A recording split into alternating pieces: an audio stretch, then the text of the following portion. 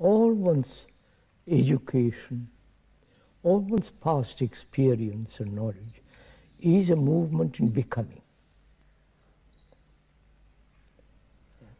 both inwardly and psychologically as well as outwardly. Becoming is the accumulation of memory, right? More and more and more memories, which is called knowledge. Right? Now, as long as that movement exists, there is fear of being nothing.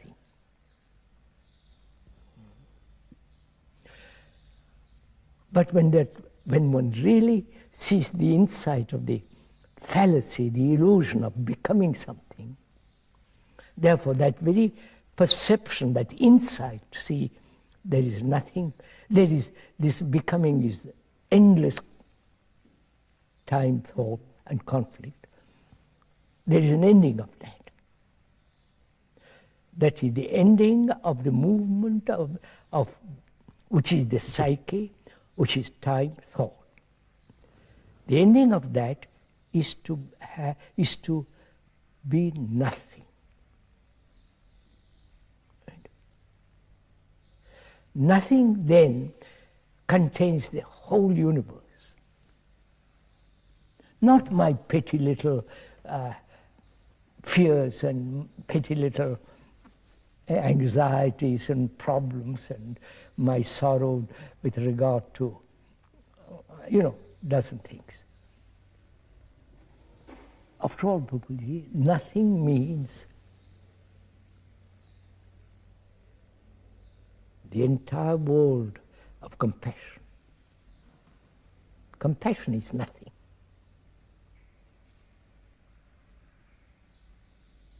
And therefore, that nothingness is supreme intelligence. That's all there is.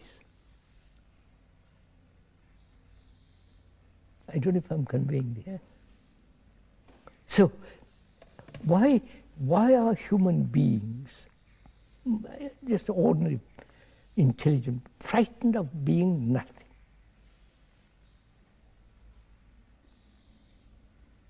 If I see that I'm really a verbal illusion, that I'm nothing but dead memories, that's a fact. But I don't like to think I'm just nothing but memories. But the truth is I am memories. If I have no memory, either I'm in a state of amnesia, or I understand the whole movement of memory, and which is time, thought, and see the fact. As long as there is this movement, there must be endless conflict, struggle, pain. And when there is an insight into that, nothing means something entirely different. And that nothing is the present. I don't know. It's not varying present. It isn't one day it's this and one day the next day. It is that nothing, being nothing is no time. Therefore it's not ending one day and beginning another day.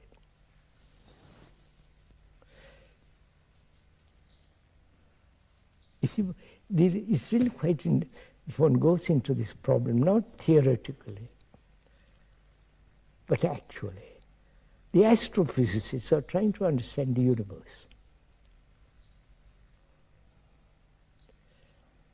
They can only understand in terms of gases and, but the immensity of it, as a part of this human being, not out there, here. Which means there must be no sense of, no shadow of time and thought. That's, people, that, after all, that's real meditation. That's what shunya means in Sanskrit. But we have interpreted 100 different ways, commentaries about this and that. But the actual fact is, we are nothing except words and opinion, judgment. I mean, that's all petty affairs. And if we make our life become petty,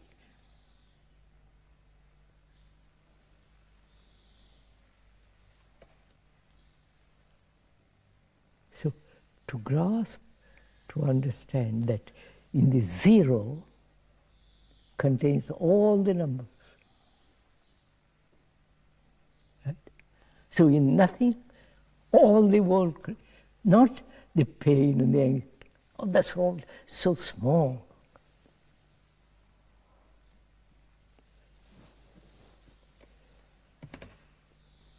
I know, it sounds, when I'm suffering, that's the only thing I have. Or when there's fear, that's the only thing. But I don't see it is such a petty little thing.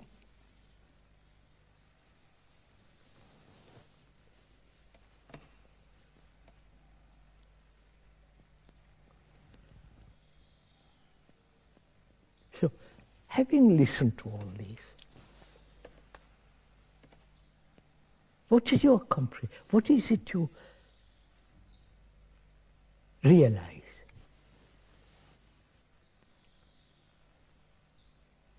If you could put it into words, it's rather good.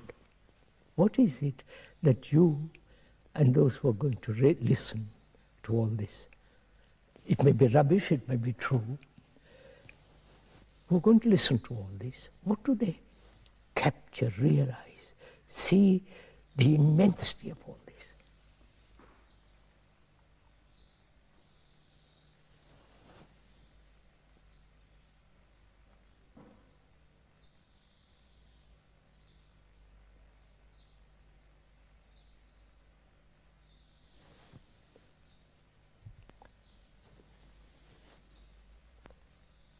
Really an ending of the psychological nature of the self. Yes. Because that is becoming...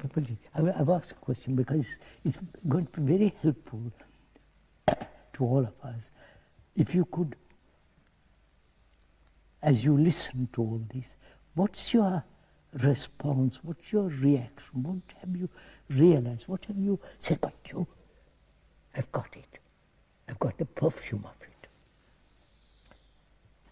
So it's very, don't ask me that question. What?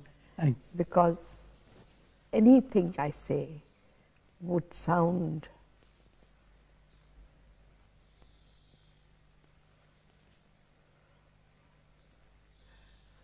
because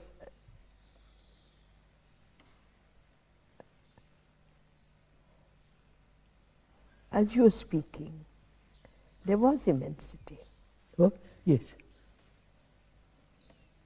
Now, which means there was that, I could feel it. There was the tension of that. But is it temporary? Is it for the moment, for a second and it's gone? And then the whole business of remembering it, capturing it, inviting it. I think one has moved from there at least.